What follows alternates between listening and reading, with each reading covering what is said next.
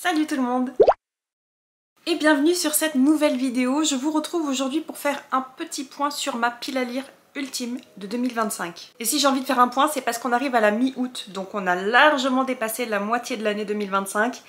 J'avais prévu 12 titres pour ma pile à lire ultime en me disant un titre par mois, c'est largement faisable. Et force est de constater que, arrivé à la mi-août, j'ai pas tenu mon objectif. Je vous affiche à l'écran les 12 titres que j'avais sélectionnés fin 2024 en me disant à la fin de l'année 2025 il faut que je les ai lus. J'avais sélectionné The Sword of Kagan en français puisqu'il était prévu pour sortir en début d'année, ça a d'ailleurs été le cas.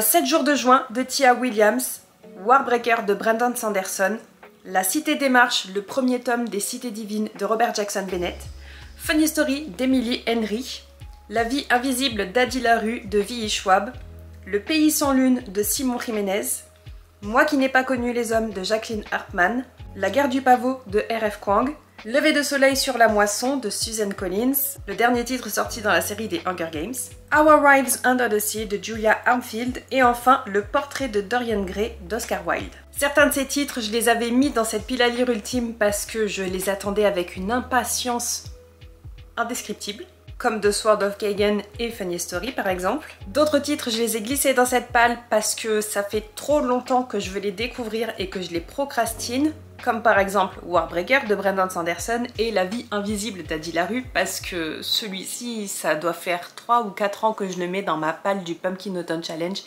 et que je ne le sors toujours pas. Et donc sur ces 12 titres, j'en ai lu uniquement 4 et j'avais commencé un 5e et puis je l'ai abandonné.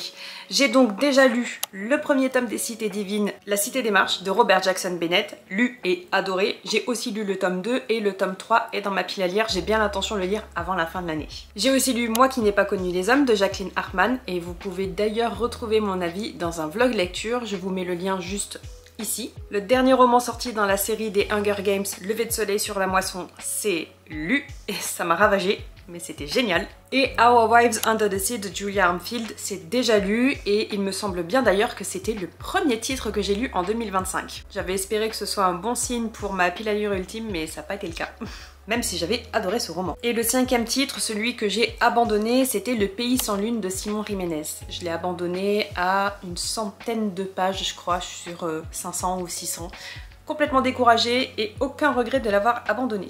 Si je voulais faire un point sur cette pile à lire ultime, c'est parce que je me suis rendu compte que déjà, il me reste 7 titres à lire avant la fin de l'année pour être à jour dans ma palle ultime, mais aussi parce que sur ces 7 titres, il y en a un où je me suis rendu compte que finalement, il ne m'intéresse pas. C'est 7 jours de juin de Tia Williams. En fait, c'est pas qu'il m'intéresse pas, mais j'estime qu'il a pas sa place dans ma palle ultime, parce que c'est une romance et que parce que il y a quelque temps, je me suis rendu compte que c'est une romance avec pas mal de smut, pas mal de scènes épicées et c'est pas forcément quelque chose que j'apprécie. Donc il y a de très fortes chances que je le lise un jour, mais clairement pas cette année et c'est vraiment pas un titre auquel je veux donner la priorité.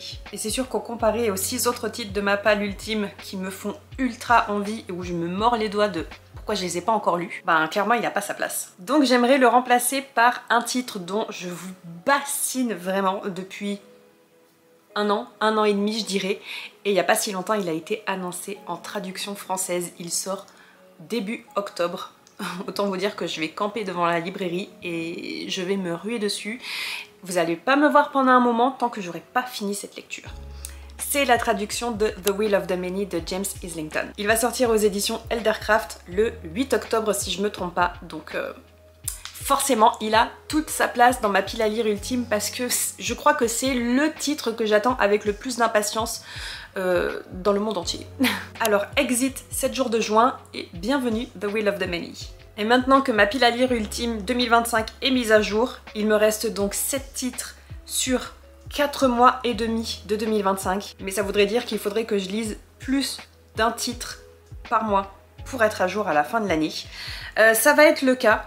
Je l'espère, on croise les doigts, puisque au mois d'août, je vais lire Funny Story, puisque c'est la lecture qui a été choisie par le Music and Books Club pour le challenge du mois d'août. Et j'ai bien envie de me lancer soit dans la découverte de The Sword of Kagan, soit dans celle de la Guerre du Pavot. J'aimerais bien commencer au moins une de ces deux lectures avant la fin du mois d'août. The Will of the Many, je vais être obligée d'attendre sa sortie au mois d'octobre, mais il sera lu en octobre, c'est sûr et certain. En ce qui concerne La Vie invisible d'Adi Larue et Le Portrait de Dorian Gray, ce sont des lectures où j'ai envie d'attendre une ambiance automnale, une ambiance presque saison de la peur. J'ai envie d'attendre octobre-novembre pour pouvoir les découvrir. Et enfin pour Warbreaker de Brandon Sanderson, j'ai pas d'ambiance particulière, j'ai pas d'envie particulière au niveau de la saison ou au niveau de la période où j'ai envie de le lire.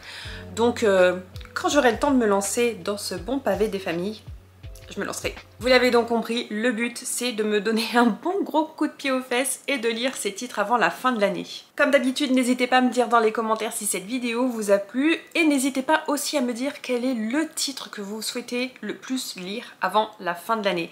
Quel est le titre auquel vous donneriez la priorité. Et si pour une raison ou pour une autre, vous ne souhaitez pas laisser de commentaires, vous pouvez toujours me laisser un emoji feu. Parce que canicule et parce que gros coup de boost à me donner pour cette palle ultime. N'hésitez pas aussi à vous abonner à la chaîne si c'est pas déjà fait et moi je vous dis à la semaine prochaine. Bye bye.